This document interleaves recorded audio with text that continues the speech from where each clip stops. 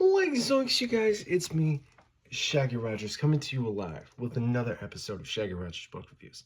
Today, we're going to be delving into a comic universe that I have been meaning to get into myself, and I thank God that I did, because what I'm about to review is absolutely amazing, and I say this as a fan of John Constantine and the Vertigo Comics series of Hellblazer.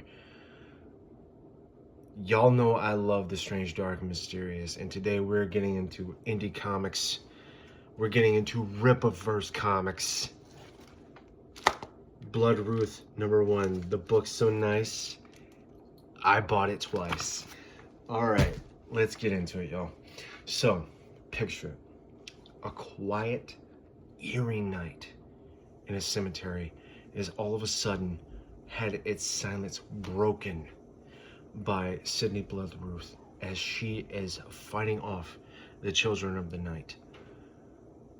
But that is the least of her worries, as soon she has to face far stronger adversaries, not only to redeem herself in the eyes of her father, but to also redeem herself in the eyes of God and redeem her family's cursed bloodline. Bloodruth 1 ties in bits of religious iconography from not only the first ever recorded murder of Cain and Abel to the devil himself.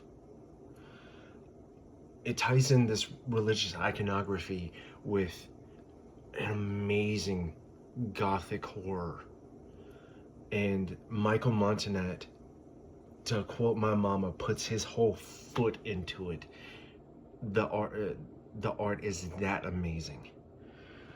The story, done by Jen and Sylvia Soska, it engages the reader not only with its investigative intrigue, but it also holds the reader's attention with its amazing action scenes, and they are aplenty.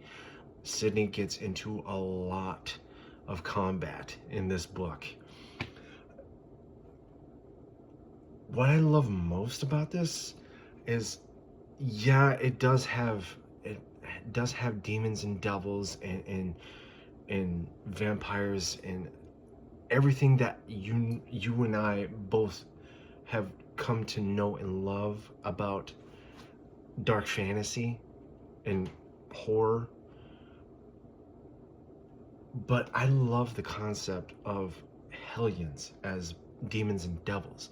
I love that concept. Not only that, but it has lore built in with the hierarchy of said demons and hellions.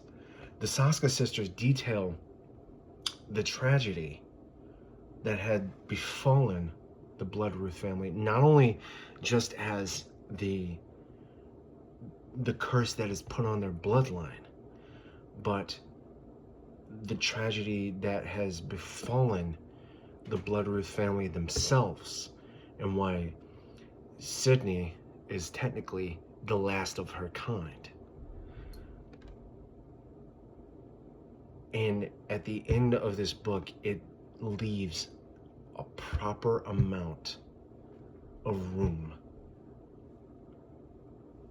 for more to be added. It leaves itself open for more, and I certainly hope there is going to be more.